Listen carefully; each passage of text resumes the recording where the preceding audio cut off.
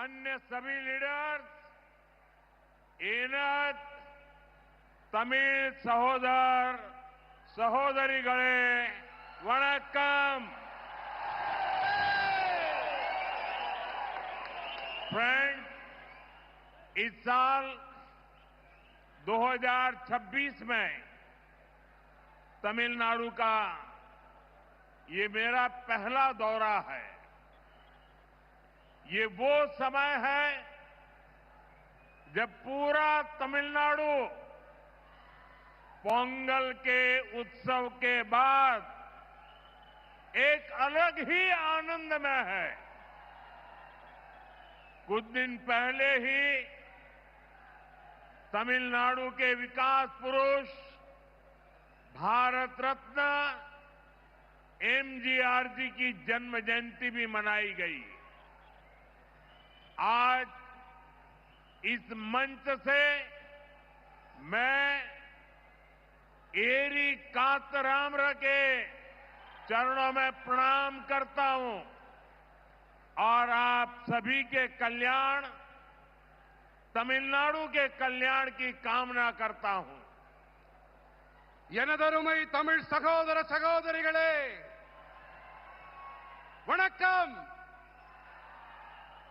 நண்பர்களே, 2026ஆம் ஆண்டிலே தமிழ்நாட்டிற்கு எனது முதல் பயணம் இது.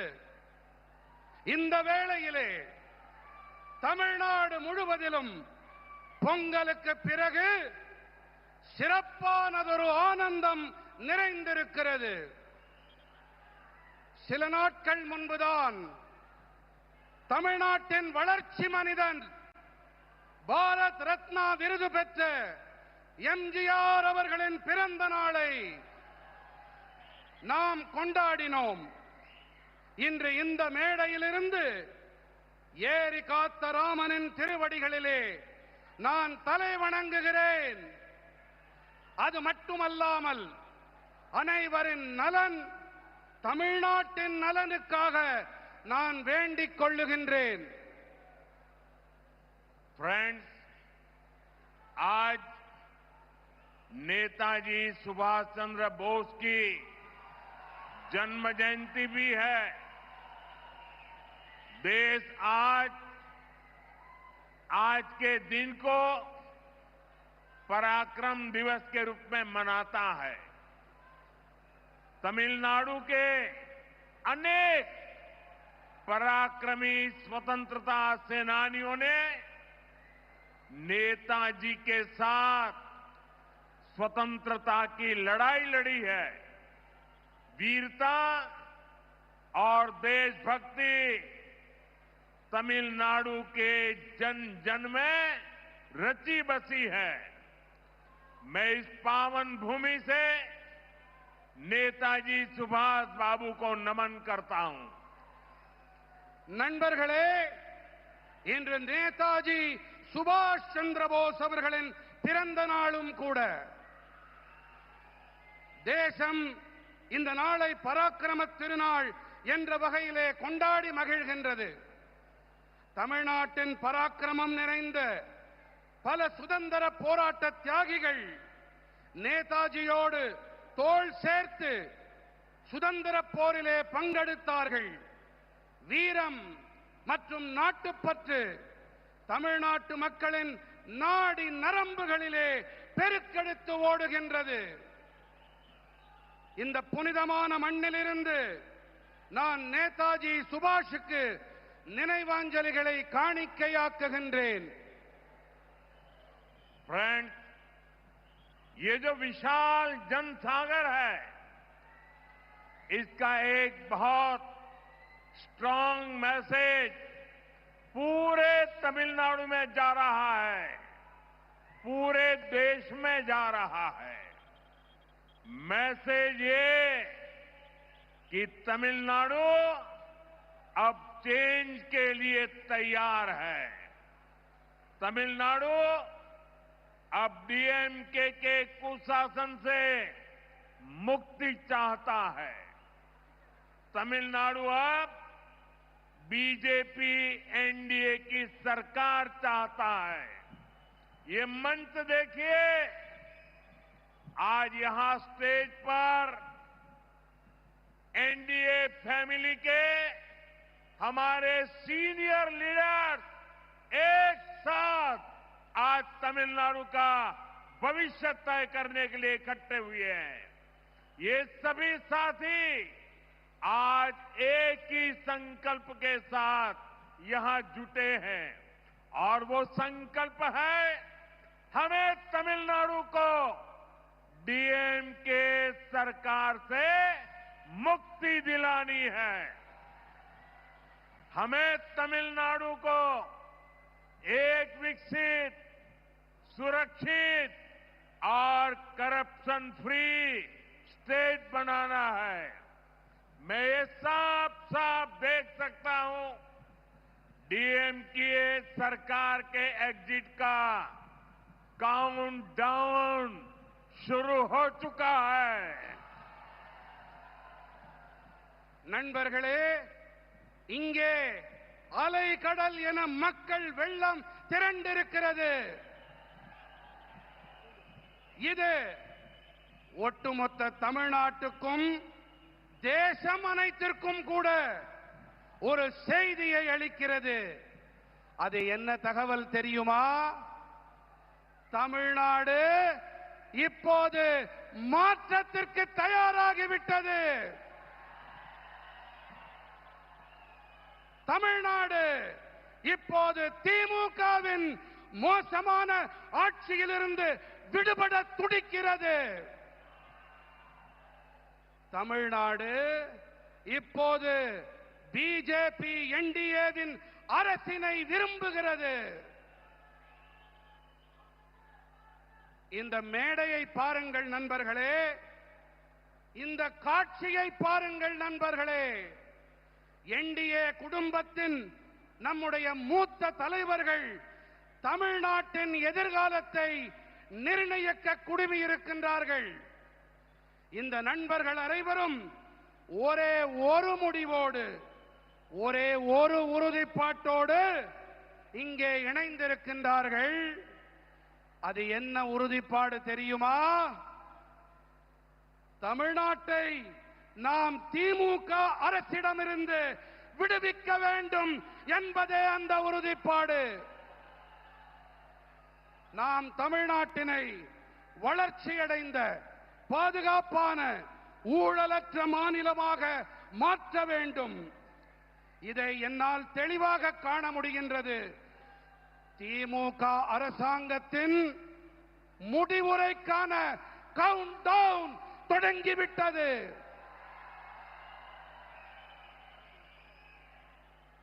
मैं अपने भाषण को आगे चलाऊं उसके पहले ये बिटिया को चित्र बना के लाई है। ये कब से खड़ी है। उधर कोई वरिष्ठ सज्जन भी मेरी मां का चित्र बना करके लाए हैं। मैं आपके इस प्यार के लिए आपका बहुत आभारी हूं। मैं मेरे एसपीजी के साथियों से कहता हूं कि आपसे वो कलेक्ट कर लें और ये बिटिया अपना अगर नाम पता लिख देगी तो मैं जरूर आपको चिट्ठी लिखूंगा। நான் என் உரையை மேலும் தொடர்வதற்கு முன்பாக நெடுநேரமாக அங்கே ஒரு சிறுமி, ஒரு குழந்தை, என்னுடைய அம்மாவின் படம் என்று நினைக்கிறேன், அதை கையிலே ஏந்திக் கொண்டு எனக்கு தர வேண்டும் என்று துடித்துக் கொண்டிருக்கிறது. குழந்தை, உன்னுடைய பெயர் அதில் இருந்தால் போதும், இதை நான் பெற்றுக்கொண்டு உனக்கு என்னுடைய நல்லாசி கடிதத்தை கண்டிப்பாக அனுப்புகின்றேன். என்னுடைய நண்பர்கள் அதை பெற்றுக்கொண்டு என்னிடம் தருமாறு கேட்டுக்கொள்ளுகிறேன். थैंक यू बेटा। நன்றி பெண்ணே. ये बच्ची कुछ कह रही है, भाई जरा देखो। उसका नाम पता अगर नहीं लिखा है तो लिखवा लो। அந்த குழந்தையின் பெயர் முகவரியை தயவு செய்து அதிலே குறித்துக் கொடுங்கள். इतने प्यार से, इतने उत्साह से आई है बेटी। थैंक यू बेटा, थैंक यू। फ्रेंड्स, आपने डीएमके को 2 बार क्लियर मैंडेट दिया, लेकिन इन्होंने तमिलनाडु की जनता का भरोसा तोड़ा। डीएमके ने वादे ढेर सारे किए, लेकिन काम जीरो रहा। डीएमके सरकार को अब लोग सीएमसी सरकार कह रहे हैं। सीएमसी सरकार यानी करप्शन, माफिया और क्राइम को बढ़ावा देने वाली सरकार। तमिलनाडु की जनता अब डीएमके और सीएमसी दोनों को उखाड़ फेंकने का मन बना चुकी है। यहां बीजेपी एनडीए की डबल इंजन सरकार बनना तय है। நண்பர்களே, ஆட்சி செய்ய நீங்கள் திமுகவிற்கு 2 முறை வாய்ப்பளித்தீர்கள், தெளிவாக அதிகாரம் அளித்தீர்கள். ஆனால் அவர்கள் தமிழ்நாட்டு மக்களுக்கு நம்பிக்கை துரோகம் இழைத்து விட்டார்கள். வாக்குறுதிகளை அள்ளி தெளித்தது திமுக. ஆனால் ஆற்றிய பணிகள் என்னமோ பூஜ்யம்தான். திமுக அரசினை இப்போது மக்கள் சிஎம்சி அரசாங்கம் என்று அழைக்கின்றார்கள் தெரியுமா? சிஎம்சி அரசாங்கம் என்றால் கரப்ஷன், மாஃபியா மற்றும் கிரைம், அதாவது ஊழல், குற்றவாளி குழுக்கள், குற்றங்கள் ஆகியவற்றை ஆதரிக்கும் அரசாங்கம். தமிழ்நாட்டின் மக்கள் இப்போது திமுக மற்றும் சிஎம்சி இந்த இரண்டையுமே வேரடி மண்ணோடு கிள்ளி எறிய வேண்டும் என்று தீர்மானம் செய்து விட்டார்கள். இங்கே தமிழ்நாட்டிலே பிஜேபி என்டிஏவின் இரட்டை என்ஜின் அரசாங்கம் அமைவது உறுதியாகிவிட்டது. फ्रेंड्स, आज तमिलनाडु में एक ऐसी सरकार है जिसे डेमोक्रेसी या अकाउंटेबिलिटी से कोई लेना देना ही नहीं है। डीएमके सरकार सिर्फ एक परिवार की जी हजूरी में ही लगी हुई है। अगर किसी को डीएमके में आगे बढ़ना है तो उसके पास सिर्फ 3 या 4 रूट हैं। Dynasty root, corruption root, abuse women root, abuse our culture root. और यही कारण है कि आज डीएमके में वही लोग आगे बढ़ रहे हैं जिनको इस प्रकार के काम आते हैं। इसका नुकसान पूरे तमिलनाडु को हो रहा है। तमिलनाडु का बच्चा बच्चा जानता है कि कहां कहां कितना करप्शन हो रहा है और करप्शन की ये कमाई किसकी जेब में जा रही है। நண்பர்களே, இன்று தமிழ்நாட்டிலே எப்படிப்பட்ட அரசாங்கம் இருக்கிறது தெரியுமா? இங்கே ஜனநாயகம் இல்லை, நம்பகத்தன்மையும் இல்லை. திமுக அரசாங்கம் ஒரே ஒரு குடும்பத்திற்காகவே மட்டும் இங்கே இயங்கிக் கொண்டிருக்கிறது. நீங்கள் திமுகவிலே முன்னேற வேண்டும் என்று சொன்னால் அவர்களுக்கு ஆமாம் சாமி போட்டு ஆக வேண்டும். இங்கே 3-4 பாதைகள் மட்டுமே இருக்கின்றன. ஒன்று வம்சாவழி பாதை, அடுத்தது ஊழல் பாதை, மூன்றாவது பெண்களை வசைபாடுவது, நான்காவதாக நமது கலாச்சாரத்தை வசைபாடுவது. இந்த காரணத்தால் தான் இங்கே திமுகவில் இருப்பவர்களால் முன்னேற முடிகிறது கட்சியிலே. இதன் பாதிப்பை தமிழ்நாடு சுமக்க வேண்டி இருக்கின்றது. தமிழ்நாட்டிலே ஒவ்வொரு குழந்தைக்கும் இந்த விஷயம் நன்றாக தெரியும். இங்கே எத்தனை ஊழல் மலிந்திருக்கிறது, அந்த ஊழல் பணம் யாருடைய ஜேபிக்கு, யாருடைய பைகளுக்கு செல்கின்றது என்பதை சிறு குழந்தை கூட நன்றாக தெரிந்து வைத்துக் கொண்டிருக்கின்றது.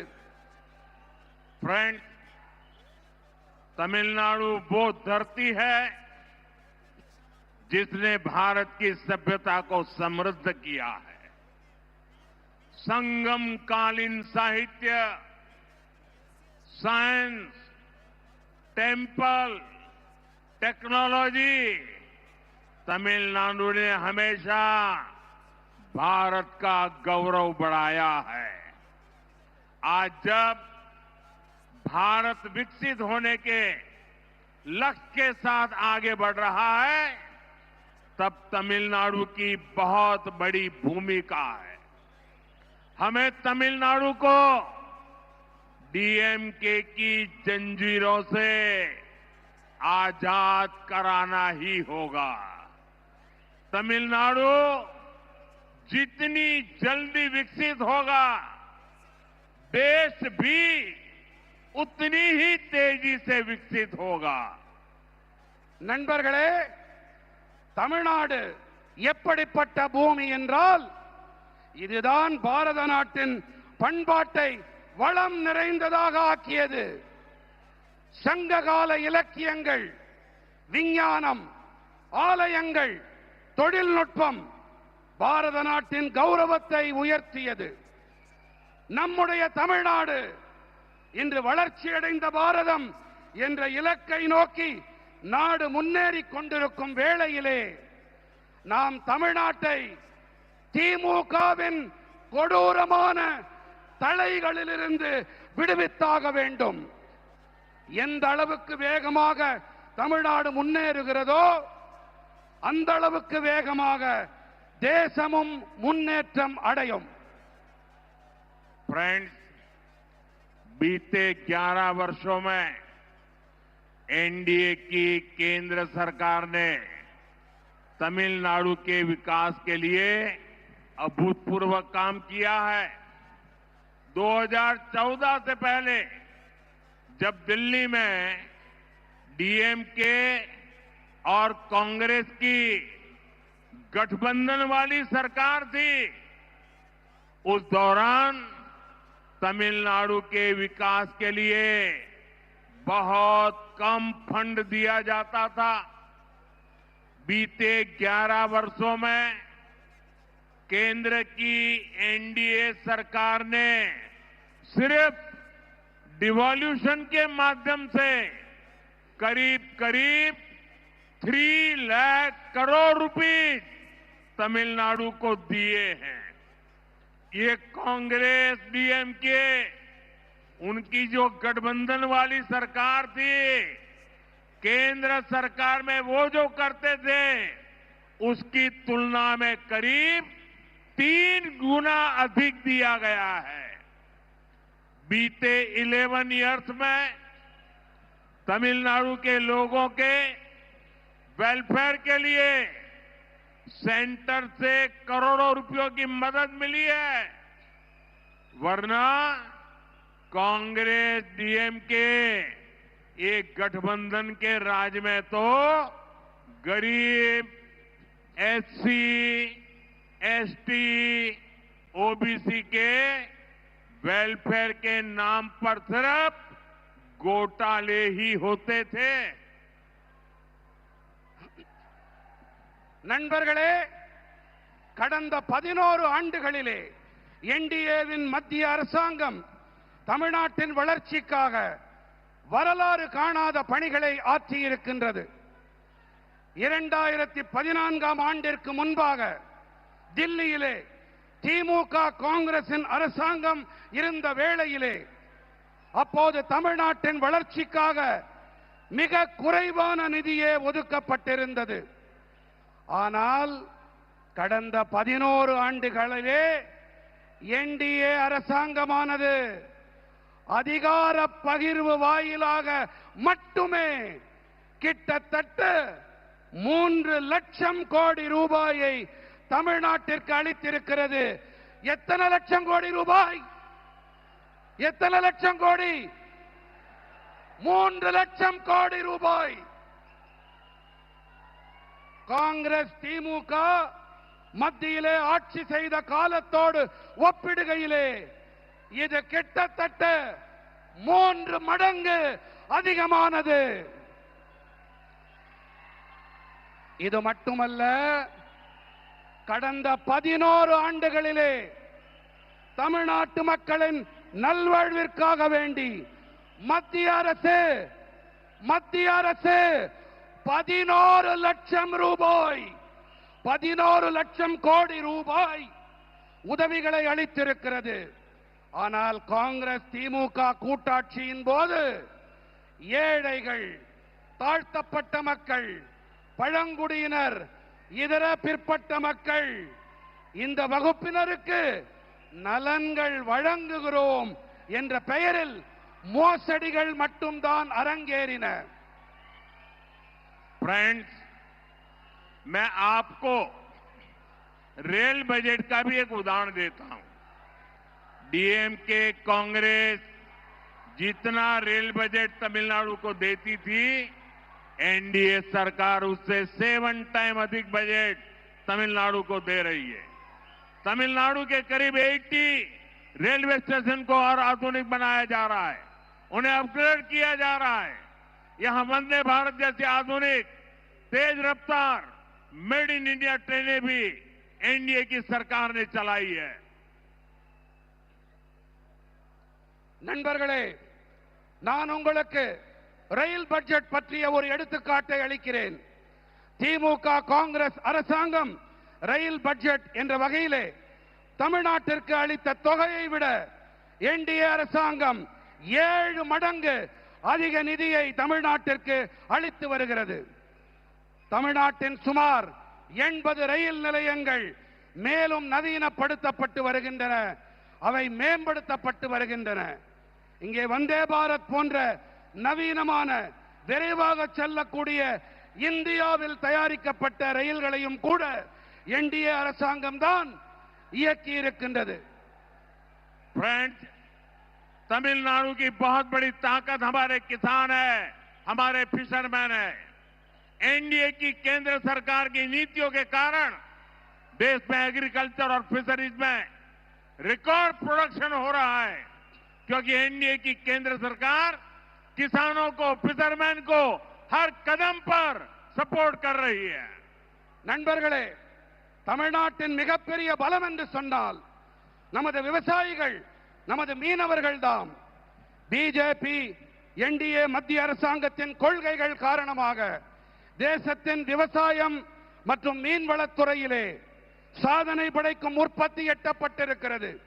ஏன் என்று சொன்னால் என்டிஏவின் மத்திய அரசாங்கம் விவசாயிகளுக்கும் மீனவர்களுக்கும் ஒவ்வொரு நிலையிலும் ஆதரவாக இருந்து வருவதுதான் இதற்கான காரணம். पहले किसानों के बैंक अकाउंट बहुत कम होते थे। एनडीए सरकार ने बैंक अकाउंट भी खोले और पीएम किसान सम्मान निधि जैसी स्कीम भी शुरू की। इस स्कीम के तहत अभी तक देश के किसानों को करीब 4 लाख करोड़ रुपए मिल चुके हैं।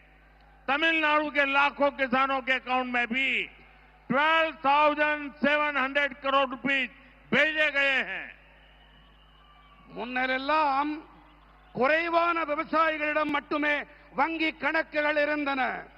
என்டிஏ அரசாங்கம் வங்கி கணக்குகளையும் திறந்து கொடுத்தது. அதோடு கூடவே பிரதம மந்திரி விவசாயிகள் கௌரவ கொடை போன்ற திட்டங்களையும் தொடங்கியது. இந்த திட்டத்தின்படி இப்போது வரை தேசத்தின் விவசாயிகளுக்கு கிட்டத்தட்ட 4 லட்சம் கோடி ரூபாய் கிடைத்திருக்கிறது. फ्रेंड्स, एनडीए की केंद्र सरकार पीएम मत्स्य संपदा योजना चला रही है। इसके तहत फिशरमैन को डीप सी फिशिंग वेसल दिए जा रहे हैं। फिशरमैन को 50,000 किसान क्रेडिट कार्ड भी दिए गए हैं। நண்பர்களே, பிஜேபி என்டிஏவின் மத்திய அரசாங்கம் பிரதம மந்திரி மீன்வள திட்டத்தை செயல்படுத்தி வருகின்றது. இதன்படி ஆழ்கடலுக்குள்ளே செல்லும் மீன்பிடி படகுகள் அளிக்கப்பட்டு வருகின்றன. மீனவர்களுக்கு 50,000 விவசாயிகள் கடன் அட்டை கொடுக்கப்பட்டிருக்கின்றன. एनडीए सरकार छोटे किसानों और मछुआरों को कोऑपरेटिव से जोड़ रही है। एनडीए सरकार फार्मर प्रोड्यूसर ऑर्गेनाइजेशन यानी एफपीओ पर बहुत अधिक बल दे रही है। तमिलनाडु में फूड प्रोसेसिंग के लिए बहुत अधिक संभावनाएं हैं। एनडीए सरकार का प्रयास रहेगा कि तमिलनाडु के किसानों और मछुआरों की पैदावार दुनिया भर के बाजारों तक पहुंचे। என்டிஏ அரசாங்கம் சிறு விவசாயிகள் மற்றும் மீனவர்கள் கூட்டுறவு அமைப்புகளோடு இணைத்து வருகின்றது. என்டிஏ அரசாங்கம் விவசாயிகள் உற்பத்தியாளர்கள் சங்கங்கள், அதாவது எஃபிஓக்கள், அவை மீது அதிக அழுத்தம் அளித்து வருகின்றது. தமிழ்நாட்டிலே உணவு பதப்படுத்தல் துறையிலே அதிக வாய்ப்புகள் இருக்கின்றன. தமிழ்நாட்டின் விவசாயிகள் மற்றும் மீனவர்களின் உற்பத்தி பொருட்கள் உலக சந்தைகள் எங்கிலும் கொண்டு சேர்க்கப்பட பிஜேபி என்டிஏ அரசாங்கம் தொடர்ந்து கடுமையான முயற்சிகளை மேற்கொண்டு வருகின்றது. फ्रेंड्स, विकसित तमिलनाडु बनाने में हमारी युवा शक्ति और नारी शक्ति की बड़ी भूमिका है। लेकिन यहां जो डीएमके सरकार है उसने हमारे यूथ को ड्रग्स और ड्रग्स माफिया के हवाले कर दिया है। यहां माताएं अपने बच्चों को लेकर बहुत चिंतित हैं। मां बाप अपनी आंखों के सामने अपने बच्चों को बर्बाद होते देख रहे हैं। ड्रग्स माफिया स्कूल और कॉलेजों को टारगेट कर रहे हैं। நண்பர்களே, வளர்ச்சியடைந்த தமிழ்நாட்டை உருவாக்குவதிலே நம்முடைய இளைஞர்கள் மற்றும் பெண்களின் ஆற்றல் இவற்றுக்கு பெரிய பங்களிப்பு இருக்கின்றது. ஆனால் இங்கே இருப்பதோ திமுக அரசாங்கம். இவர்கள் நமது இளைஞர்களை போதைப் பொருள் குற்றவாளி கும்பலிடம் ஒப்படைத்து விட்டார்கள். फ्रेंड्स, डीएमके की सच्चाई पूरा तमिलनाडु जानता है। डीएमके के लोगों पर ही ड्रग्स माफिया के साथ मिले होने के आरोप लग रहे हैं। तमिलनाडु के फ्यूचर के लिए ये बहुत बड़ी चुनौती है। यहां शराब घोटाले को लेकर के भी लोगों में बहुत गुस्सा है। खासतौर पर हमारी माताएं बहनें डीएमके के इस रवैये से बहुत परेशान हैं।